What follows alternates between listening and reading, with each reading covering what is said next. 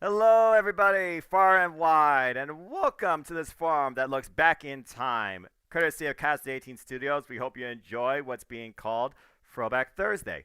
Over the coming weeks, months, and hopefully years to come, we hope that you will enjoy us opening the vaults and archives to look back at some of the most unique content across all of our platforms, whether it's Casa D18 Studios, the Jeff Meacham Network, NoDQ.com, my Sybil YouTube channel, The Sybil Man's Brand, and of course, FTW Productions, hosted by James Hebert at jhebertside95. It basically is just going to offer you a ton of classic content. So with that being said, buckle up, have fun, take a seat, just enjoy life and enjoy wrestling, and enjoy what this Throwback Thursday has in store for you. And again, I hope that you stay tuned for many more that hopefully will come too.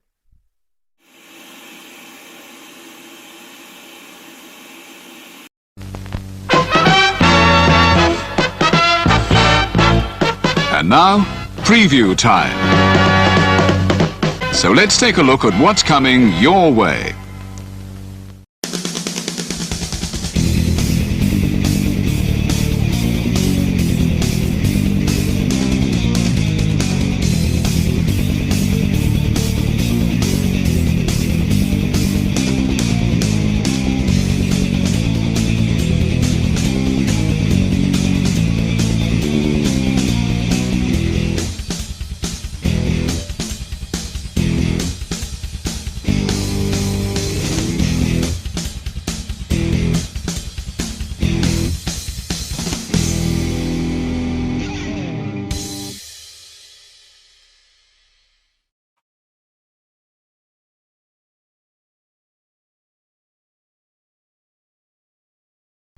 Hello everybody, this is Double A, the normal cameraman for the Renegade of Wrestling channel on YouTube. Shouts out to guys over there. Just letting you know to be on the lookout for my new show, The Double Down with Double A. It's going to be innovative, it's going to be fun. I'm not always going to talk about wrestling, I'm going to talk about sports, current events, or just shit that just really just pisses me off. So be sure to tune in very soon.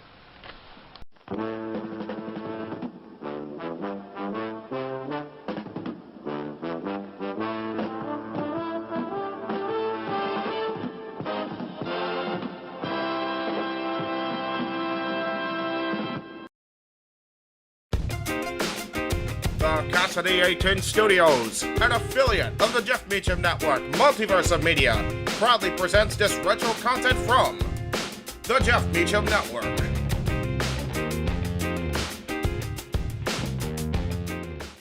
The Jeff Meacham Network's Multiverse of Media. For over 15 years, the recognized symbol of excellence and the standard bearer in coverage of sports and entertainment.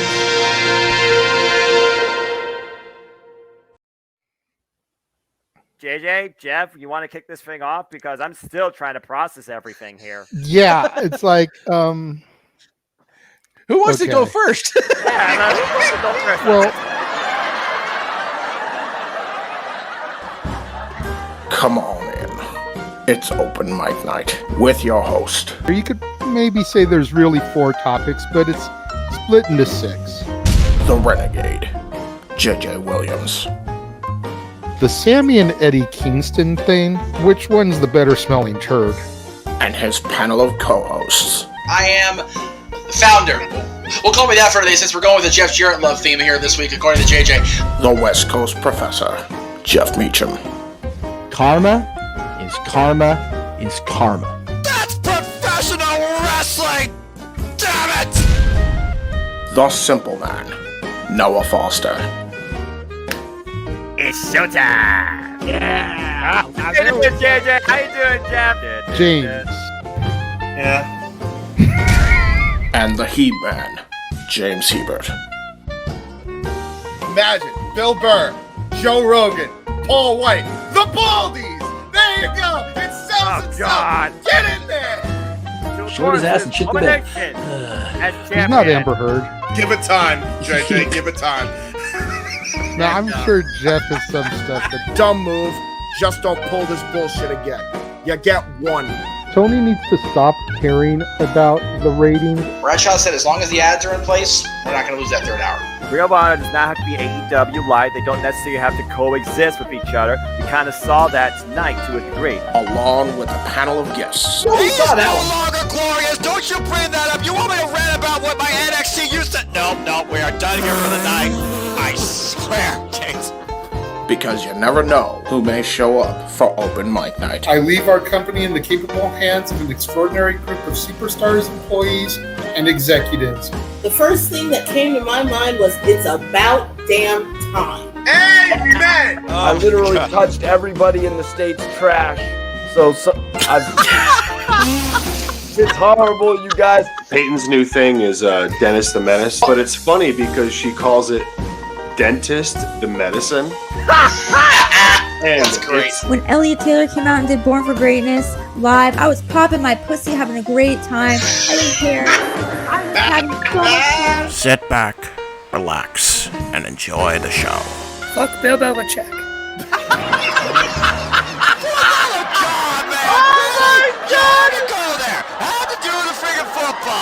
We got it on wrestling, and then you bring in that shit. That's just how the fan goes off the damn rails. Brilliant, bloody brilliant.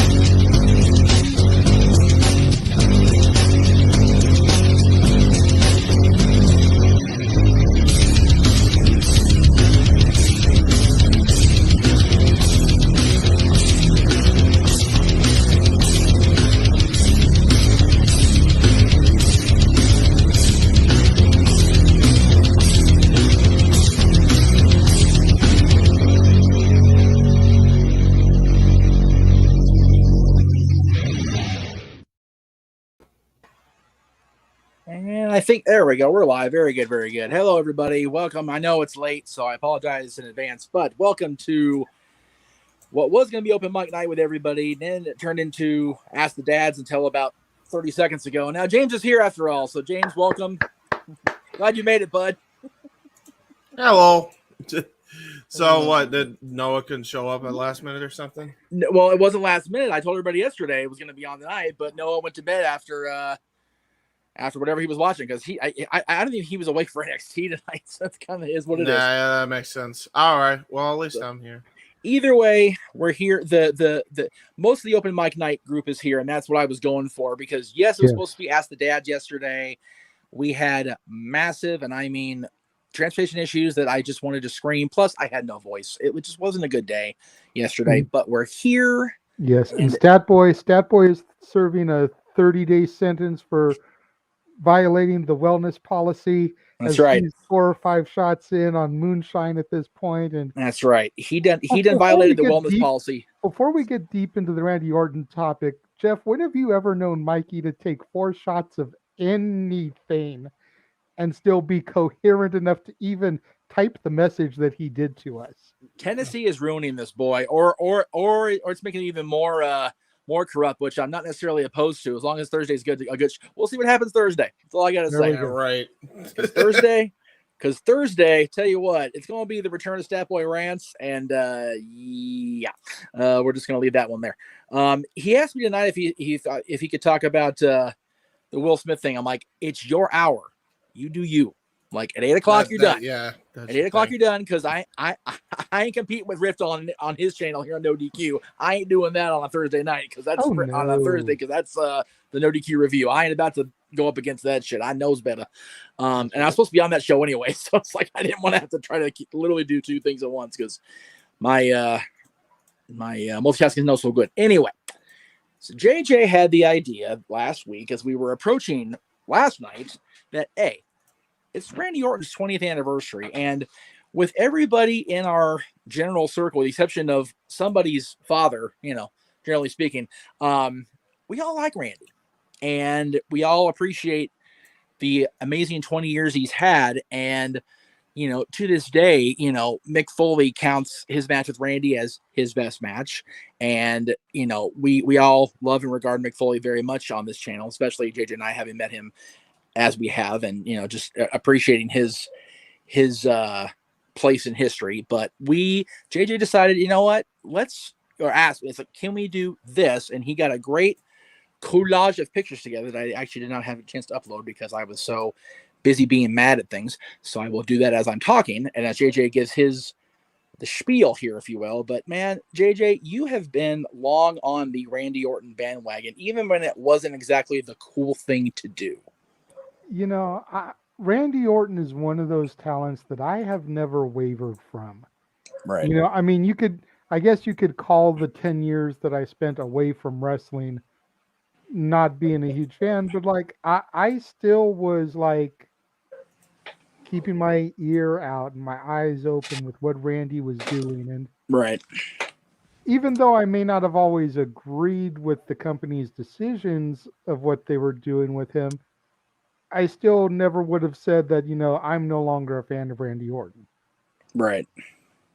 So when I realized that his 20th anniversary was yesterday, just to show how much other people keep their eyes on our product, we announced we were doing a celebration of Randy Orton before the company he works for said they were going to do a celebration of Randy Orton. True enough. Just throwing that out there. Oh yeah. Yeah. Yeah. It's and again, I still maintain that whatever's happening, whatever happened last night and what's going to happen at Backlash, I still say that as great as he's been and as much as he's matured, I think the best is yet to come when that inevitable Riddle turn happens. But we'll get there. We'll get there later. And I finally got the pictures. So I just wanted to show everybody. JJ put these pictures together, and that is Randy's career, man. Coming in there and doing that silly O pose that, got over about as well as a fart in church for a while there. And then he turned the juice up. That's how far back I go with him, man. Like when Randy first started doing the Ozone Randy, baby. His more modern pose, I still was throwing up the O at first because I was like, that's what's up. Yeah, man. Ozone Randy was like OP Randy, man. That you can't get any better than a crossbody Randy, man. The overdrive. It was that's so what I'm talking about. The overdrive. Oh my god, that's tremendous. It's just one of those. He came in much like John did, much like The Rock did, as this white meat baby face. Hey, I'm second generation. Look at me, I'm cool. And people were like, yeah, you're a good looking kid. Good for you, dude. And then then he got hurt, and I dare say, and I think we can all agree, the Randy News Network definitely saved his career. And yes, Ken, you may ask questions whenever you want throughout this. We prefer if you super chat so you can actually get my attention, because I'm running the show from my phone today. So I'm going to need to see bright colors in my super chat thing. And that's the only way I'm going to do it is by actually seeing a super chat, because I can't see. I'm blind as a bat. Please try to keep the questions Randy Orton related. Yes, definitely. You're going to super chat. Yes, please. If you're going to super chat, then you can ask Meacham, ask the dads, ask the Open Mic Night crew, anything. Right. But otherwise, try to keep it Randy Orton related, because that's what we're here for tonight. We're here to celebrate the career of Randy Orton. That's right. So once he got hurt, got the shoulder banged up, and it just kept getting worse for the guy. I mean, he had a couple of setbacks, storyline or otherwise, depending on which moment you asked him. But man, when he came back and got the opportunity to work with Triple H and work with Ric Flair and work originally with Batista, and then as we found out during the Ruthless Aggression series, that Jindrak was briefly put in there when Batista got hurt, and of course, Jindrak, goodness sakes, was what it was there for a while. But James, I'll ask you, since you were kind of introduced into the conversation here last minute-ish, thanks to my dumbass. What are your earliest memories of seeing Randy Orton? Some of my earliest memories are because I would, like, back when I was like a super young, I guess you could say. I wasn't like too into wrestling, but I was a casual fan by that point. Right. Fun fact, my first ever memory of wrestling was the freaking Shawn Michaels Bret Hart thing. So there you go. Oh, jeez. Wow. There you go. And then I would start watching mainly because of SmackDown in 02. And yep. I started watching Orton vaguely there, but he wasn't around long enough for me to really get used to him. He was on Raw doing his thing, and I didn't have fucking cable back then, so SmackDown was like my only WWE show that I could watch. And it wasn't until I think 2005 was when he started the feud with The Undertaker. Yes. And man, I mean, going back now, like watching those matches even today, like it was ahead of its time. This shit was with Orton and Taker was some of the best, I think, professional wrestling you will ever see on any planet ever. Like that's how good these matches were. I remember vividly the Hell in a Cell match on pay-per-view. I think it was like the first pay-per-view we ever ordered. Because I was an uber young kid, so I wanted to see Orton get his ass kicked and Taker to win. So I got my wish. And so of course I loved the match. But like looking back on it now, I just, seeing it now, I'm just like, God damn, what a fucking clinic, man. These two put on probably one of the better Hell in a Cell matches of that era, if not one of the best of all time. It might be right up there with Brock, honestly. The match that Taker had with Brock. Yep. And when you think about the fact that match itself is so marred with controversy because of Bob Orton, right? Yeah, because of time. It's because of hepatitis Bob over there. Yeah. Good old hepatitis B for Bob. That's right. I'm gonna do cowboy shit and get people sick. Anyway, Bob is positive. Bobby. Can we fix it? Bob is positive. No, we can't. Damn it. If you have kittens, you understand that reference, and you cool with us today. Jesus. What's funny is I don't know about James, but I don't think either of our kids actually watched Bob the Builder. Did they? Did I know Natalie did she? I don't think Natalie did. No. Dylan did briefly, and then Handy Manny came along. Like, well, that's it. Bob the Builder shit because we got Disney one now. Yeah, exactly. Bob the Builder, who was Handy Manny then. That's right. Bob the Builder, who was Handy Manny. Remember that gimmick for the white folks? Anyway, totally off topic, which is what I do somehow on this shit. But hey, that's why you're here. You know what was always a missed opportunity to me? The fact they never did a crossover between Bob the Builder and James the Jet Plane. Right. It pissed me off as a kid, man. I'm like, where's the crossover? This is prime here. Seriously, we got Dora and her cousin, Handy Manny's exploring everybody other friggin' Disney Jr. Where is the continuity, I ask you? Mm-hmm. Damn it all to hell. I sent a super chat. It's not showing up for some reason. Which account? Because I've got freaking... Okay. Then so I hope you didn't send it to mine, because mine shouldn't have super chats. Okay. Of the ones we're using, the only super chats we have here, Ken, are Aaron's and mine. So it's got to be one of those two. So anyway, Bald 09 from by the way, Bald Orton from 09 is absolutely savage, says Nikos, my boy Nikos, and without a doubt. It's funny. They put that little graphic up of him evolving over the years on Instagram, and it's like, man, he went so far into Voldemort territory for the longest time there, man. Freaking straight up slick bald head, bat-like ears, and the freaking Beelzebub goatee. It's like, can we just give him a magic wand and have him kill Harry Potter? Can we just make that happen today? I'm asking for. Well, then who's Harry Potter? Triple H? Well, let's see. Back at that point, no, because instead of a wand, it's a sledgehammer. Yeah, let's say because Hunter's too evil to have been Harry Potter. We'll make him. Abracadabra! I'm a break into your house, sir. That's right. Oh God. Okay, we went way off into the weeds there. So, all right, JJ, you were at that WrestleMania where that feud really kicked off with the Undertaker, man, and it came off like gangbusters on television with him floating to the ring. But how was that for you live at Staples, sitting next to the currently inebriated Stat Boy?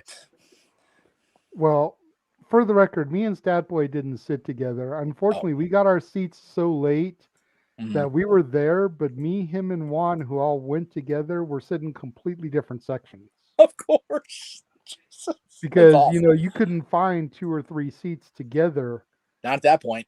Nah. But, man, it was the first time that I legitimately feel the streak should have ended. Right. You know, and we've gone back and forth over the years about why it didn't, why it should have, but you got to figure Randy was still riding the whole legend killer gimmick at that time, and what better legend for him to add to his motif than to kill the legend of the Undertaker and the streak at WrestleMania 21. Josh, with a great question to follow up on WrestleMania. What are your thoughts on the RKO during that match? I mean, that was one of the first RKOs out of nowhere. Yeah, yeah, it was pretty cool to see that. I mean, hindsight compared to some others, it looked a little on the sloppy side. Yes, but still, just the fact that he hit it from nowhere that first time, it kind of became the cool thing to see from there. Like, how is it going to happen?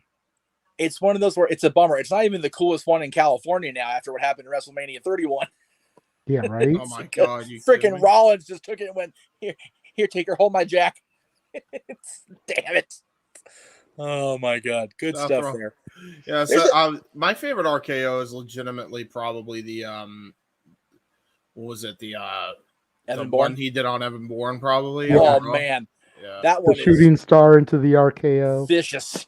I wish he did that to I wish he also did that to Justin Gabriel in the when he did the 450. I feel like that probably was more realistic. But yeah. I remember Justin Gabriel. I think he done Justin Gabriel. It might have hurt both of them because man, Gabriel was moving so fast on that 450 every time. I mean, timing the shooting star is a little different because you can kind of get a good feel of where the guy's going to be. 450, the guy's just like moving. So that would be, if he pulled that off, he would be the legend killer forever. Yeah, because he would have killed someone. Oops. Right? Seriously. Oh, the legend of Justin Gabriel. Wait, what legend? Poor guy. I feel like we got way ahead of ourselves though. Like, well, we did. Well, we completely bypassed his Intercontinental title run. Oh, dude, trust me, we're going back to that. We're going back because that came at the hands of RVD, and I definitely want to bring it up because it was exactly there. You go. That was the first win of the night for Evolution, where we got that infamous Horseman-esque pose of all the gold was in Evolution's camp, and Lawler was on that like flies on shit, man. He was like, they got all the gold. Yeah, they got all the gold. It was. That was what Evolution was supposed to be. It was supposed to be Triple H maintaining his reign of terror, as we've named it here on the Jeff Meacham Network, thanks to JJ. It's what we had. We had him. We had Batista getting the mega rub from Flair. No, not that rub. Not on the Flight of Hell rub. That's shame on you for thinking that, people out there. You're terrible. Yeah, I was about to say. As tag team champions, and then Orton with that workhorse working his ass off championship, like the Intercontinental Championship is supposed to be. Yeah, Orton was definitely the Tully Blanchard of the crew. Oh my God! Oh yes. no question, no question. He was the most evil, hated son of a bitch of the four of them, no doubt about it. Even more than Hunter, which is saying something. Yeah, and then that makes Flair and Batista the Arn and Ole of the group. Yeah, they were the tag team. Because Batista was definitely the enforcer. Right. And then at that point, Flair was the grizzled old veteran, the Ole essentially. And when you think about it, they would do the same things. You know, Flair would tag in there and just browbeat the poor guy in the ring to death, and Batista would come in, just smash him a couple times, and Flair would come back in and freaking rub the poor guy's forehead raw with a hammerlock. It was exactly what the Andersons did in the 80s, in the 70s. Ric Flair at that point was just like prick old man doing prick old man things. Like, that's what he was. Flair at that point had got his shit back together, got his groove back. Yeah. And he was like, all right, I'm the cock of the walk again. And he showed it, man. Honestly, I think that match against Taker at Mania, that mini feud with Hunter leading up before the Horseman Evolution was formed. Yep. And that little feud with Shawn. Yeah. Really helped get Flair mentally, because physically, ring-wise, he still had it. Oh, yeah. He just didn't believe he had it. No. But Yeah, it even with got Taker, him where he needed to be mentally, so that when Evolution came together like Voltron, yes, or for you Chiddens out there, the Megazord, you know, it was on and Megazord, cracking. baby. That's it. Oh, Lord. Now, are we talking like just basic Megazord? Or are we talking Dragonzord? Oh shit! If you get Dragonzord, you gotta get freaking. You go bring Dragonzord into it, man. You bring in Tommy, and Tommy was always my boy. Yeah, man. Absolutely, bro. So you know, there was so Aaron. So hang on. So Aaron's asleep right now in bed, and he's gonna wake up and see his channel. They were doing the goddamn Dragonzord thing on my channel. What the shit was going on last night on that show? Pretty much, yep. He's gonna wake up like.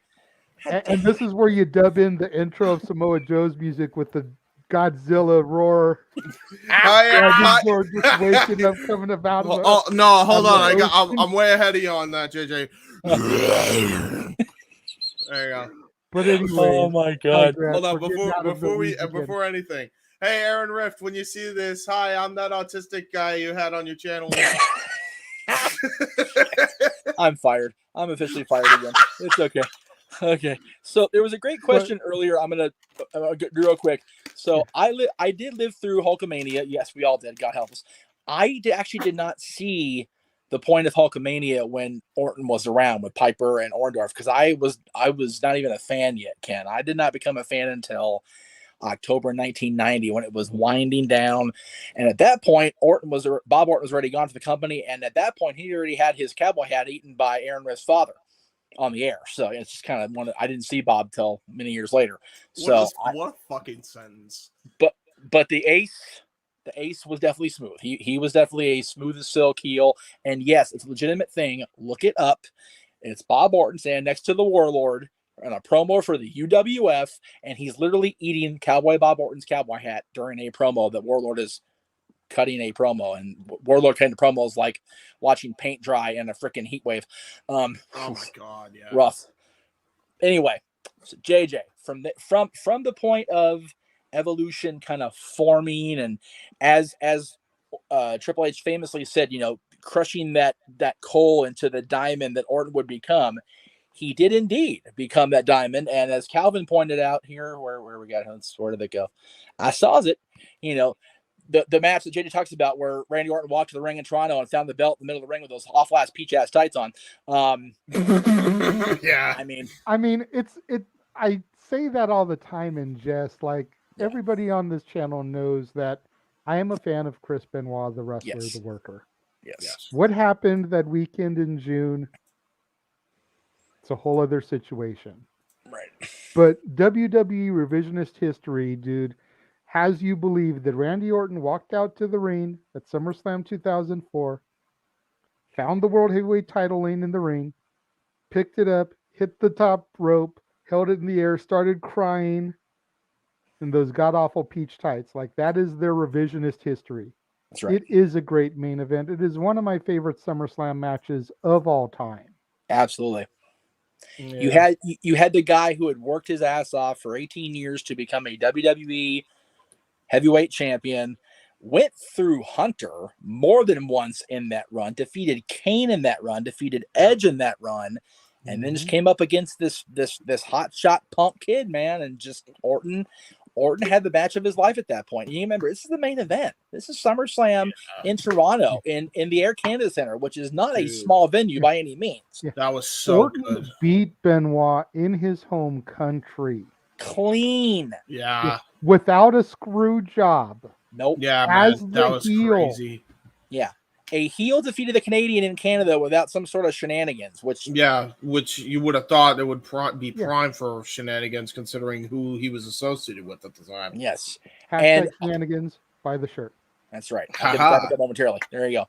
And it was just such a great moment. And then they had the rematch on Raw, and everybody was thumbs up. Everything was just not gonna work out that way. Yeah, for Randy well, Orton. before you even get to that, though, there is an underrated match that I feel like let's not pull an Undertaker and forget him, because then Noel will get mad.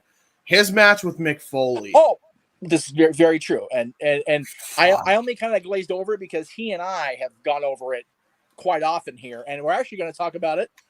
Wait, I have a plug and everything to go with the comments this Friday right here. Oh, the Dads Not Always on Wrestling, as we talk about our top 10 backlash matches of all time. And yes, you're welcome for the segue. Yeah, James, between James with the segues and JJ with the storytelling, I have this team. I feel like I've assembled the Avengers. I swear to God, it's good shit. Okay, so James is our permanent music theme guy. Instead of the Avengers, just for the 8-bit stuff. It's good. Yeah, stuff. Instead of the Avengers, it's the Autistics. You know what? Right now, since there's only 3 of us and Noah's in bed, believe in the Shield. Roman Reigns. Jeff Meacham Network. Acknowledge me. That's right. That's right. We acknowledge both of you. This is right. Yes. And I say the royal we. Anyway, yeah.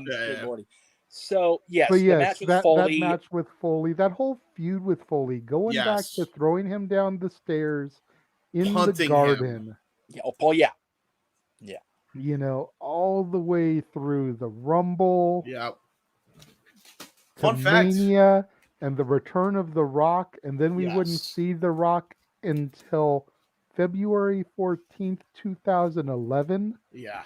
Not counting the Hall of Fame speech that he's still inducting his father and grandfather at. Right. Just ask Jeff. He was there for that. I'm still there now. I'm asleep in the cheap seats. Rock talked longer than Flair could, and Flair was the main eventer. Nate John yet? Woo! Okay, cool. All right, we're good. Bro, it was fun fact about that feud though. First time Randy Orton never used the punt kick was when Foley was on those stairs. Well, the only bad part was Bobby Heenan was a commentary, because if Bobby was commentating, it would have been Foley, go down the stairs to get away, the chicken. Anyway, so Jesus. And then to the backlash match with, like Jeff said, we will be going into depth about. Spoiler alert, it is on both of our lists. Yeah, no shit. Where it is, you'll have to tune in on Friday to find out. But it does pop up on both of our lists. Stay tuned to Friday. Please tell me you put the Ultimate Submission match in there. That has to be in there somewhere. Maybe one of us did. Maybe. But wait and see. Why do we do the freaking $1 million? I'm not sure. I didn't. I went like this. Yeah, you did. You would do this. I didn't do this. I did this. You two jack-offs did this. I didn't do Somebody that. did. Somebody did something. I did the Dr. Evil up Yeah, here. I was about to say. That's okay. Wrong person. Is the screen that blotchy where we can't see who's who? Jesus Christ! I need to wake up. I mean, you two do look alike. In fairness, No, we don't. I actually have long hair. Dude, when you guys have hats, anything looks alike right now. Okay, so since the hair thing came up, since we're off in the weeds, I have to make this comment. I was watching an old episode the other night. Ruh-roh. Natalie came in. Oh, geez. And made a comment about how much hair you actually had in that episode, you know, more so than you do now.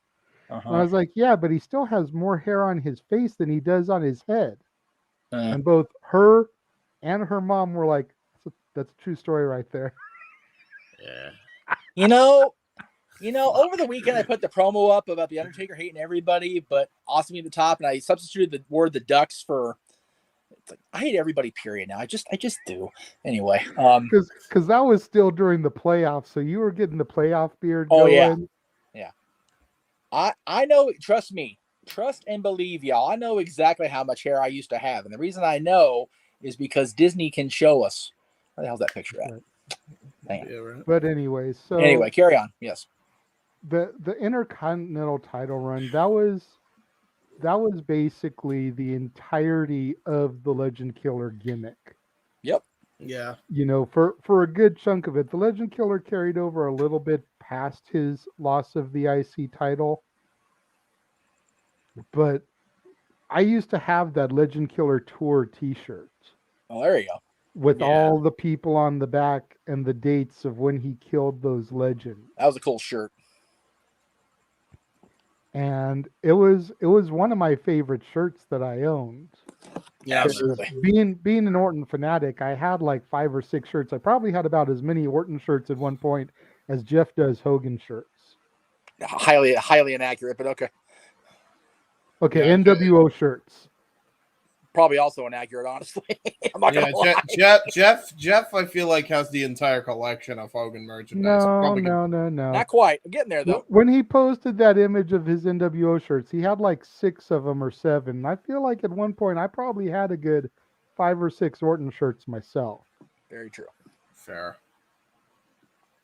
But yeah, what were we? We were gonna talk about the fact that the Reign of Terror struck again. Yeah, and then it led to the world title. You know, him losing the title, the IC title at Vengeance, to Edge, I believe, right? That July. Yes.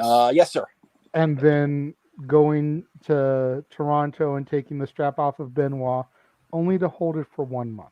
Oh, terrible. Yeah. That's one of the biggest faux pas in Randy's career. And I get back then Randy was an immature prick and kind of needed to pay for his sins, so to speak. But at the same time, it's like you couldn't have at least let him hold it till Survivor Series. At the very least, yeah. Big Four to Big Four, like, come on. That's the problem with them, is that they don't know how to. They never knew, and they still don't know how to punish somebody properly and still get to a destination that makes sense. There's no in between. There's no in between. There probably never will be an in between. The problem is that Batista had the look that Vince really goes freaking nut busting over. Right. Yep. And so they figured, okay, well, we gave the belt to Orton. Now we need to prime Batista. Yeah. And you didn't have to, but you couldn't have done that with Orton as the champion. Exactly. Like, I think they wanted to have the 2 future members of Evolution take the strap off of Hunter. But which makes sense, I guess.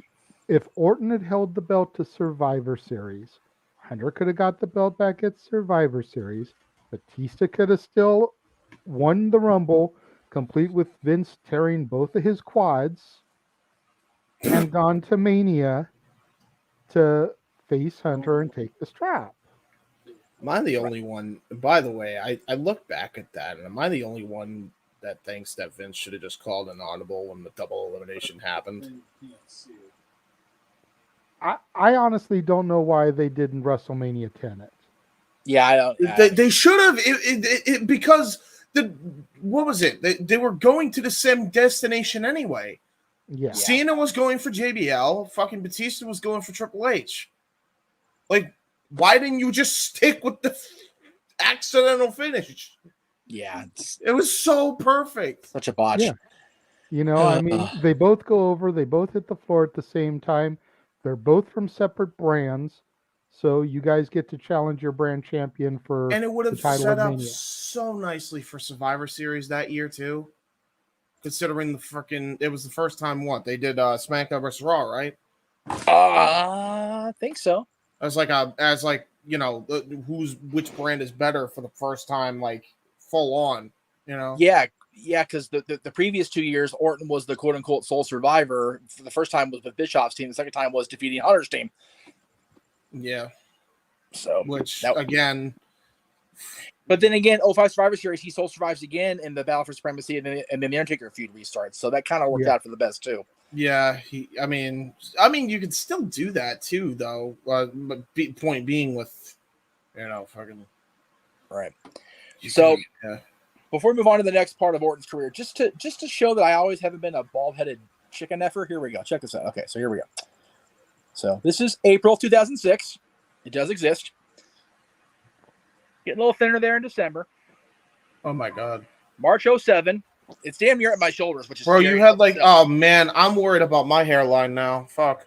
You had the same hairline I did. So here you go, James. This is March 07. This is 5 months before I find out I'm going to have a child. This is what shit ensue. This is what shit ensue to hair right there. There it is. Okay? Just saying. There you go. Thanks. JJ has his long hair for now. Okay? Yeah. He's got a Mine teenager is now. 13. Mine is 13. I still have my long hair. Granted, my hairline is running away from me, kind of like Paulie's, but I still got hair. Yes. You are going for the skullet with gusto, my friend. There you go. It's good stuff. And I will say this. Your own biological daughter is a teenager. You've got your girls' kids now in your life. You in trouble. True that. True that. You in trouble. But as was Randy Orton in trouble, because once the feud with Undertaker kind of not fizzled out, but kind of just went by the wayside after 2005, he went in 2006 and he got himself a little bit of trouble. He had the substitute thing with Booker and the feud with Benoit, which again, he's involved with Chris Benoit again. And then he has the storyline with Rey Mysterio over Eddie Guerrero in the Royal Rumble, which just, you talk about the fart in church, that whole thing went over like a piece of turd in church. It was so bad. And again, I don't get the intensity of it as far as saying, Eddie's in hell and just the sheer audacity Never of that. understood it. Never will. But I do, to a degree, understand that if I lose my shot, there we go. Don't mind me. I'm literally doing this piecemeal here, kids. I don't understand the need to have it be a triple threat in the first place. And the reason I say that is because from what we've been told in later years, Randy was already on the block to be in trouble. Yes. Why even again? We talk about, the thing with the guy from MSK. It's like, if there's a chance there's going to be shit going down, why put yourself in a situation where you're going to have to cover up something? Because Orton lost the main event at WrestleMania. He lost the fall. Angle had the rematch with Mysterio later, and then Orton literally got ankle broken off of television to write him off for the suspension. So, and Orton admit to now in documentaries and on the Ruthless Aggression documentary, he talked about this as well as his own what was it called? Evolution of a Predator? Is that what that DVD was called? Yeah. Thank you. Yeah. Talked about, young and stupid, just doing stupid things. Hanging out with Jindrak was not the best idea. Let's not, kid ourselves there, according to what they all have said. So he had to sit on timeout. And I feel like they missed an opportunity by not bringing back the Randy News Network to keep us up to date on the ankle injury. Well, I think the Randy News Network is what really solidified him and got him over as a heel. Yes. Because people were cheering him before that, but when he kept getting on the TV every week, giving that little bit of an update, my arm is at 13% mobility. People got so over it quickly, right, that it turned him heel in the process. That is true. I think, honestly, the reason they didn't do RNN at the time is because he was on legit suspension. They didn't want to reward him with, oh, hey, we'll continue to put you over. Yeah, I mean, I think the main reason is, which is funny because they should have done that when he was with Evolution and Triple H instead of Turnham. Right. But they wanted to keep with the storyline continuity because Orton was last eliminated by Mysterio. Right. Which might have been the only damn reason at that point why.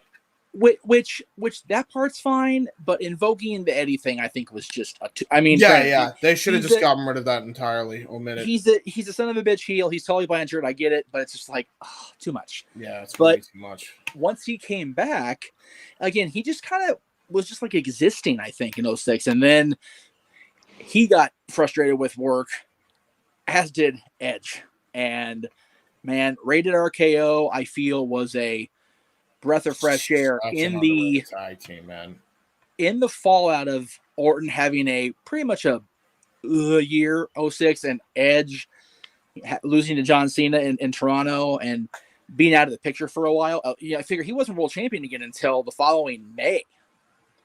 So They had a wonderful chemistry that lasted through until Edge even came back, and they had that great little run they had there briefly when Edge first came back, which I thought was underrated. But man, and you figure Rated RKO had a feud with DX that was so intense and so just full of passion that Eric Bischoff ended up being a referee for it, and it was so intense that Triple H tore his quad during the blow-off match. Yeah, man. Damn, these guys are going at it. Yeah, no, they were fucking going crazy. I loved their matches, man. It's really a shame that we never could get a proper blow-off, because I'm pretty sure they were going to probably do something at the Rumble before Triple H ended up tearing his quad. But yeah, then again, if that didn't happen, I don't know if we would have gotten the Undertaker Shawn Michaels finish at Rumble 07, which is probably the reason why the Mania match happened. So yeah, and again, it's he acts up all the time on our different top ends. Like, you pull one thread, the butterfly effect is a mucker fudder, man. It's just one of those. Hunter gets hurt, Sean's in the slot, you get a run with Sean for Cena that really showed people he's more than just 5 moves to doom. He's in there hanging with the GOAT of this generation and staying with him every step of the way. So it's one of those things. That feud with Cena and Michaels reminded people that Cena could wrestle. Yeah. I mean, you want to talk about bringing it back to Orton, though. That Backlash 4-way is fucking outstanding. Outstanding. Yes. Fatal 4-way between those four. Like, Orton, Edge, Cena, and Michaels, all with a fucking chip on their shoulder. All easier with a on NoDQ with the F-bombs, James. Easy. Sorry. Yeah, my apologies. I'm sorry. I wish I knew. Sorry. I actually probably should have asked. But it's okay. Outstanding, man. Everybody with a point to prove. Everybody with a chip on the shoulder. It'll be brought up on Friday. It's probably on there. Oh yeah. It was so good. So it's funny. You mentioned that match. We talked about the Foley match. Is it easy, or at least is it in the discussion? As far as the earlier ones and the ones where he was around, Randy Orton could easily be Mr. Backlash. I mean, he's had a hell of a run at Backlash pay-per-views. I would argue that he's either Mr. Backlash or Mr. Survivor Series. Definitely Mr. Survivor Series with all the Soul Survivals and all the and you figure his run with Barrett there, and again we're jumping way ahead here, but the run with Barrett with Cena being involved with the Nexus, that title match is overlooked only because of Cena being there. Really, they had a great little match and a great little match on Raw that ended up leading to Miz's cash in. So, and that's the reason really we wanted to do this in the first place. Is there's so many threads in the last 20 years that in one way or another he's involved. And people talk about, Shawn Michaels was the greatest of his generation, Flair before him, you talk about the biggest money draws, Hogan, Austin, The Rock, Hunter being the consistency, Kane, Undertaker being the consciences and just always being there and, at every step of the way. But Orton has hung with all of those guys. Every single, even Austin. He didn't work directly with Austin one-on-one in the ring, but he was very much involved in the Austin Bischoff feud. So Orton's been involved in one way or another with some of the top names. All the greats that were the greats when we were growing up watching this industry. Hogan, Austin, Rock, Hunter, Flair, Michaels, all those guys Orton's danced with, and I dare say danced well, if not very well. And he's still dancing with the top names now. Consider that. That's how vast his wrestling has been. Like, say what you will about Orton, and Lord knows there's plenty to say, but you can't take away the dude's ability in the ring is unparalleled. Like, you put him, like, say he leaves WWE like tomorrow. I'm not saying this is actually going to happen, but you put him in AEW, you can go with the best of them. You put him in Ring of Honor, you can go with the best of them. You put him in Impact, you can go with the best of them. When Vince McMahon says that Randy Orton is the prototype for a professional wrestler, that's not a lie. No, he is. You could put him in any style. You could put him in New Japan, and he'd probably have a 5-star classic that Dave Meltzer would go nuts for. Like, he is so good. When at what he does. JBL was the lead analyst for all the years he was doing the lead analyst stuff on TV, he said it every time he was on TV. If you were to build a prototype, a typical sports entertainer, it's Randy Orton, and he is, and that is why they got the authority thing behind him. He was the face of the company in that 2013 run, because he is that. And the thing with Randy, he's part of that OVW class of 2002. Which was such a Jesus, class. Cena, him, Orton, Batista, and Lesnar. Brock. Shelton too. Shelton and Shelton's in that class too, exactly. But and again, another guy underrated to this day, which astounds me. But those four guys who have all gone on to be world champion multiple times over, they're going to be Hall of Famers the minute they get the call. It's like it's not even a question of if, it's when. All four of those guys, and I can sit here right now, of those four guys that came out of that class that were world champions multiple times over, Orton is the Shawn Michaels of that group. And I say that because, Flair was the great in-ring technical worker of his generation, the 80s, and I dare say early 90s, when they said he couldn't go. He told Jim Hart, stick it up your ass, and kept going. Shawn Michaels, greatest of his generation, despite being inebriated beyond repair, came back clean as a whistle and did better than the first run. Shawn Michaels was the greatest. Orton has been there, other than timeouts for behavior and the occasional short-term injury, 20 years of consistency. He's just, and again, we joked at the beginning about, JJ's dad and the whole, Marine thing, and him not being high on Orton. And I don't blame Jerry one bit for that. Let me be clear. But it's almost like Orton has done so much for his own self to prove that he feels worthy and deserving of the praise we're heaping on him right now.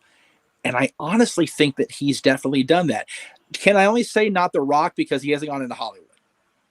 If he becomes a Hollywood megastar, then he's definitely The Rock of this era. Well, that for sure. Yeah, for sure. Anyway, JJ, I've kind of kept talking every time. I saw you kept doing this about 20 times, so I'm sorry. I was just going to make another comparison.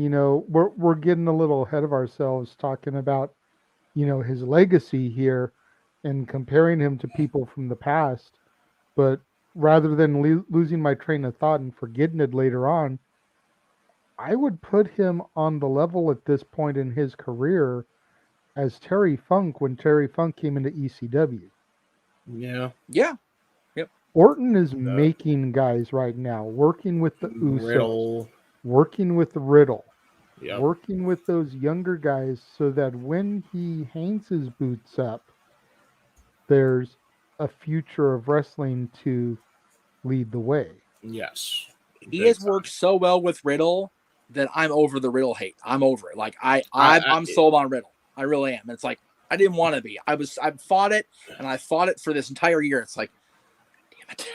But that match that he had on, what was it, the opener on night 2 was so unbelievable. Like, honestly, I thought I was watching AEW for a second. That's how good this fucking match was. And again, sorry, I know it's all right. But man, like, that match was outstanding as well. Speaking of triple threats, the Mania triple threat he had with Cena and Triple H. Cena and Triple H was really good too.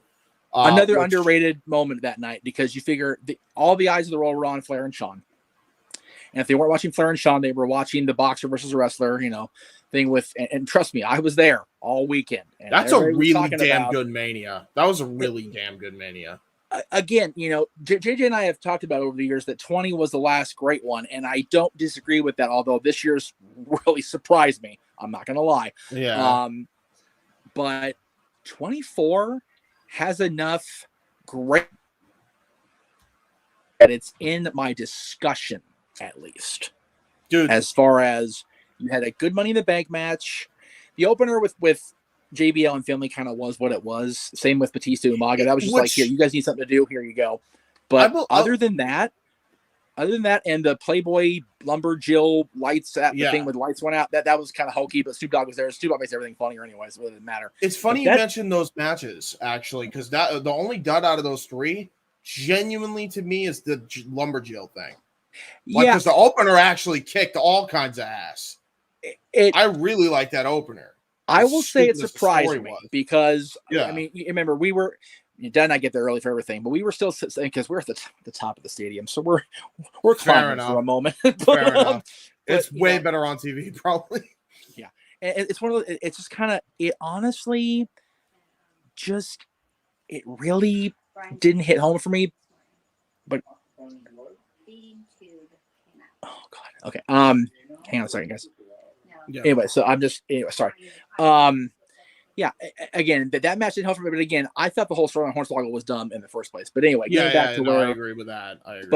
You're right. That WWE Championship match gets so underappreciated because of all everything that was going on that night. But that was a solid match between arguably the three best in the company at that time as far as the world champions, because you had Edge Undertaker, which was a solid main event. Don't get me wrong, I love that main event, but it was just it kind of, like I said, it got overlooked because you had Mayweather and Big Show, you had the world title match, you had the career match, you had so much going on that night. That was one of the manias where you go, this probably better served if it was more spread out and had more content kind of like laid out better, but because it very much felt like a Disney thing. It was just like all crammed in there and just bing, bing, bing, bing, bing. So true. But that was good. But JJ make a good point. We need to go back to the previous year because as Rated RKO kind of blew up, Edge regained championship glory with Money in the Bank thanks to Mr. Kennedy and his suspension shenanigans. Orton again is kind of like a man without a man without a country, and then he gets in a feud with Cena. And people talking in the chat room all night about their 07 SummerSlam match and the feud they had that summer. That SummerSlam, and again, Orton and Cena have fought on pay-per-view about 45,000 times in the last 20 years, but that 07 run with them was probably their best, other than 2009 where they had the vicious battles at bragging rights and everything. They beat the dog out of each other that year. But the hell? Anyway, I felt the 07 run with Randy, and again, the summer 2007 was just so marred with Gaga, but Orton came out of that. Cena tore his pec going into the No Mercy pay-per-view, and Orton has a career night. He starts the night being awarded the title, then he loses Triple H in the impromptu match, and then beats Triple H last man standing with, again, the devastating. And I think 07 is really when the punt really started to make its presence as one of his main weapons. I'd argue this is where the Viper era really started for Orton. Oh, yeah. Like, you also got to keep in mind, like, he actually had a really damn good, like, the gimmick match is stupid in general, but, like, he actually had a really good stretcher match with Van Dam, and that just, like, I think sent him over the edge to be the champion again. Yeah, the story with Van Dam sucked a big donkey dick because the way they wrote Rob off. And Rob and I talk about this. Right. Big time. But the feud really showed that Orton could be a sumbitch. Yeah. And which was great. Which is what and like you said, JJ, I think James is right there because you figure it was during that run going out of Mania into Backlash, again, another Backlash match, him and Hunter and another Fatal 4-Way, but that was when the Voices theme actually debuted, was during that run. So it was, and he used it now for 14 years, excuse me. So, and you have talked about that we like the other one better, but I was just gonna say I like Voices, but I still prefer Burning My Light. It's funny because he hates both. Does he really? Yeah, he does. He's shot on both of them, man. Like he does not like either one. It's like, what do you want? Do you want CM Punk's theme? I think, dude. I think he's hated all three themes. Like he hates two of them, but he just stuck with it because it was iconic, and the other one he gave to Punk. So. Right. And then, of course he had Lemmy singing about half the time too for a while there. So it's, there you go. I'm you can't go wrong with you're Motorhead gonna singing crap he has on the ring Lemmy. for a wrestling fight. So Yeah. But yeah, he ends up being WWE champion for a good chunk of that next, 2, 3, 4 years. He's feuding with Cena, he's feuding with Hunter. And again, the feud in 08 and then 09 with Hunter, and 09, I think really sent him off into that next level, because in feuding with Hunter, we end up getting the worst kept secret in wrestling, that Hunter is married to the McMahons. Right. And we get Orton versus the McMahons. And in the process, we get Legacy involved too. And that's where really Cody started getting his chops really shown into 08, because joining up with DiBiase, and then the two of them joining up with Orton, and Manu was there for about to drop a coffee, but good on him. Whatever. Really quick, off Yes, sir. topic, the Kings have clinched their playoff berth. Yes, that's what Dad was telling me when I was kind of on mute there, and I was shrugging because the Kings made it, and that's awesome. Vegas is still alive for the moment. Doesn't matter though. The Kings are in it. Kings are in, baby. So the Kings, if the playoffs started today, they play Edmonton Oilers, and God, my 80s sense is tingling like a muckerfucker right now. Go Kings, go! Anyway, but yeah, Legacy. Legacy was the beginning, I think, of Randy giving back to the younger talent. Yes. Yeah. Taking Cody, taking DiBiase, taking Manu for that moment, taking Snuka. Yeah. Deuce. Manu's a missed opportunity, I thought. Having those guys with him for that period, and then obviously they trimmed the fat. They got rid of Deuce. They got rid of Manu. And they just kept Cody and Ted. Yeah. And instead of doing another rehash of Evolution, another rehash of the Horsemen, it was almost more of a hash of the Freebirds. Or the Triple Threat. Yeah. Yeah, the Triple Threat, I would say.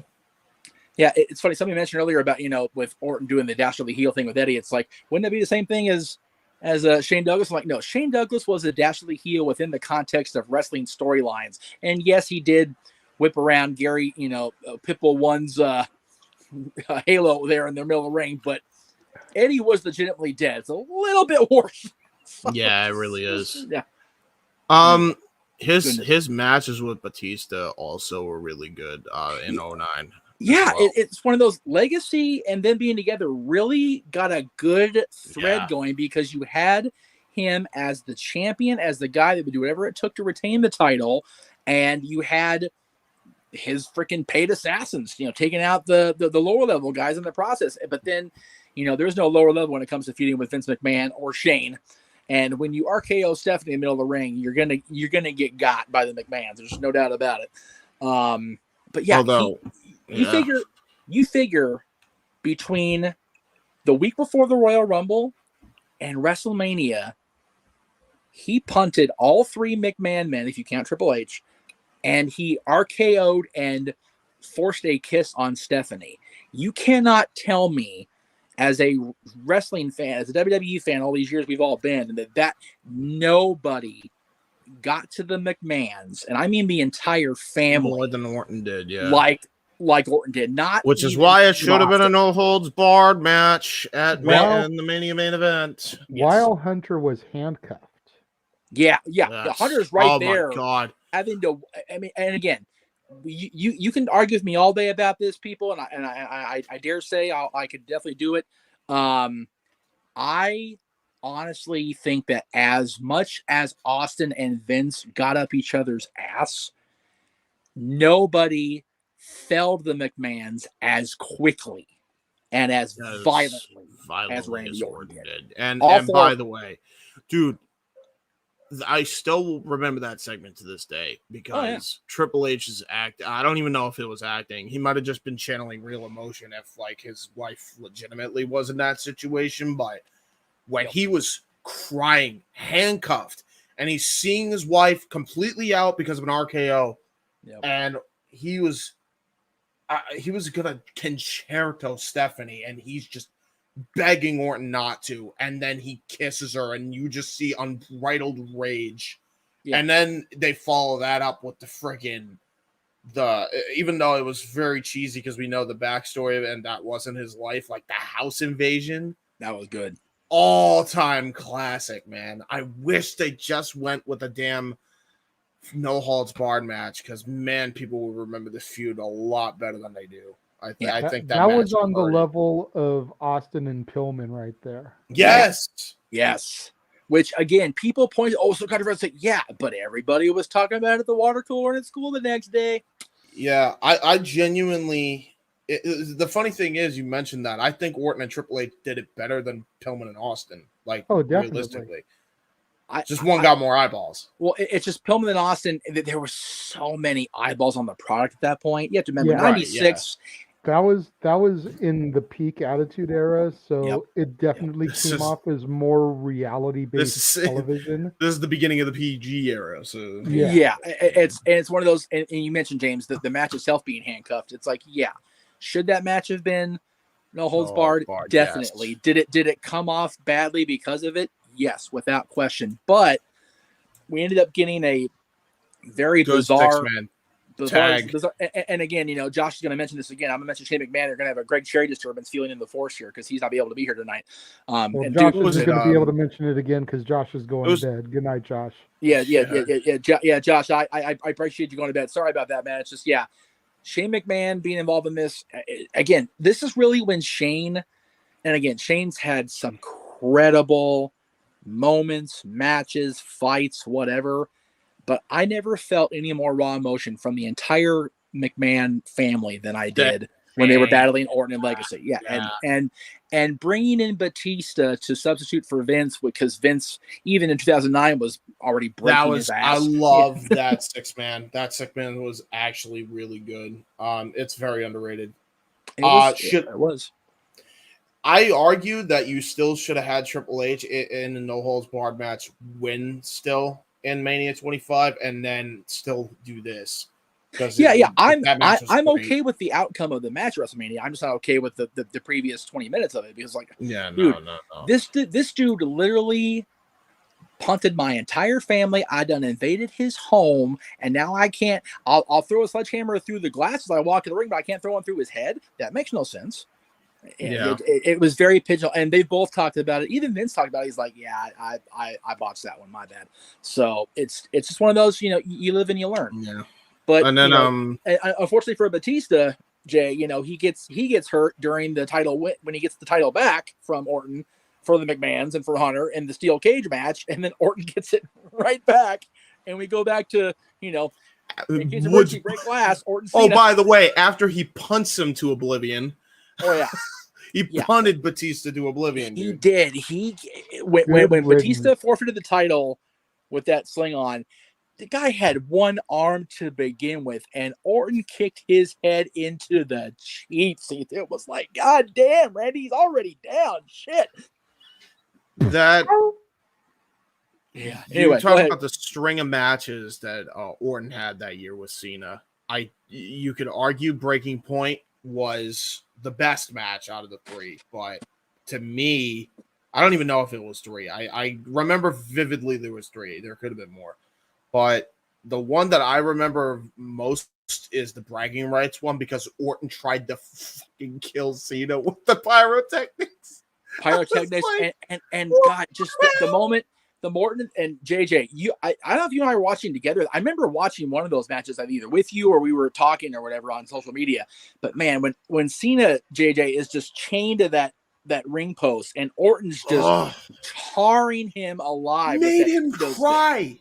Cena was legit, probably for real, for shoot, crying because he's whipping him with a kendo stick like he's Sandman on Dreamer. This dude was in tears. Cena never cries. No. Like, ever. He's Super Cena for a reason. That never happens. Orton was a menace. Yeah. And Jay, you and I really starting to solidify our friendship at that point because I was coming down to visit more often. We were watching more stuff together. I remember talking about these matches with Orton and Cena and just, again, it took you a little longer than it took me to get to where I was, but we were really starting to earn the respect for Cena at this point, no? Yeah. I mean, I always respected Cena as a man, Yeah. But there was that time, and I'll say it all started with his being drafted to Raw. Yep. After winning the title at 21. Once he got drafted to Raw, all the way up until, I want to say, maybe his feud with The Rock in 2011. Yeah. 2012. With a couple of matches here and there, like the ones against Shawn and Orton. But like I was like just so over Cena. I don't blame you. I've told the story hundreds of times on this channel, James. You might have actually heard it once already, but I turned my chair around during the WrestleMania main event, Cena versus Batista. We are at my mom's having a watch party. I turned my chair around and refused to watch the match. Yeah, because you already knew. I mean, yeah. Well, and I couldn't stand either one of them at that point. Really? I was only slightly more favorable to Cena in that match. Yeah. I became completely anti-Batista after reading his book. Oh yeah. Yep. After reading how his wife would be backstage for a show and he was fucking, excuse my language, Melina in the parking lot. Really? In a car. Oh yeah. While his wife is I backstage knew at the he show. I'm like, fooled around with a Melina, but he actually, like, while she was there. Yeah, and John Morrison is inside too. He's with Melina, and Batista's wife is there visiting the show, and Batista's in a parked car somewhere playing hide the zucchini with Melina. You know what would have been the biggest plot twist if all four of them just decided to say, "Hey, we're cool," and just have like a weird forward thing going. That's an image I did not need, James. That's an image I didn't need, nor did the NoDQ Galaxy. Solved, right? To save anything of the Jeff Meacham Network or the Greg Cherry brand, that is an image I and the NoDQ Galaxy did not need. To everybody watching the NoDQ and Aaron tomorrow morning, Lord, I apologize for that there. And he would depict his name, man. Anyway. The views of James Timber do not reflect the views of everybody else. Surely not NoDQ. Goodness gracious. Certainly not. Normally, I will co-sign to highly likely in all likelihood. Normally, I will co-sign to just about any opinion James has, but this one, no, James, that's a bad James. You sit in timeout for feel the leash back. If you were leaving comments on the YouTube channel, you'd be blocked for 5 minutes. You couldn't comment for 5 minutes. That's right. Timeout. You're timed out. Oh no, my bad. Don't make me meet your ass. Anyway, no.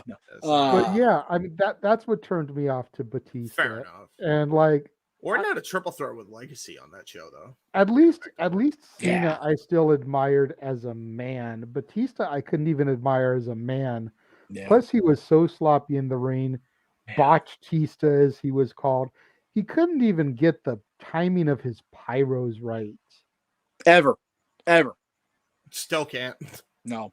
The best one ever was freaking Mania 21, where he hit a pyro and he did it anyway. It's like, Dave, you look from silly. When he won the title the first time until he relinquished the title the first time, he was pretty much on point with his pyros. From when he came back after handing in that title to this very day, he cannot get that stuff synced up right. That injury screwed up his equilibrium, I guess. Something. It's like, what did he tear that tricep? Did he tear it off his brain? What the hell happened there? Anyway, I feel like we need to acknowledge Randy's feud with Christian. Yes, yeah, man. I was just about to get there because there was a stretch where Orton had dull kind of matches in 2010, and then 2011 hit, and his feud with Christian just. Yep. And Christian's role in that feud really hurt me as a Christian fan. Yeah, same. Because, I mean, at the end of the day, he was getting handed the belt because Edge had to retire. Yep. Much like the way Ray was handed the belt because Eddie passed. Yep.